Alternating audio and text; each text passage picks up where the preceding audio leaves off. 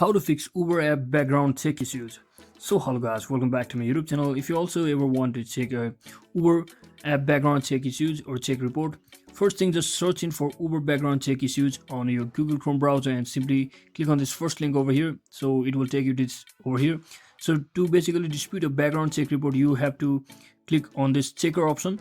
To dispute an issue, you must visit this checker error reporting page over here and just tap on this, and it will redirect you to this page, to new screen over here, and you just have to fill out your phone number like this.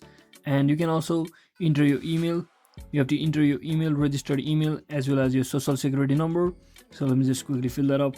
And once you enter your social security number, you need to fill up your date of birth, as well as your day, as well as your year. And once you do all of that, just click on get status. And this is not guaranteed method to work, but this is the only way they can, or you will be able to send them a request on your status. So thanks for watching guys. Don't forget to like and subscribe to the channel. See you on the next one.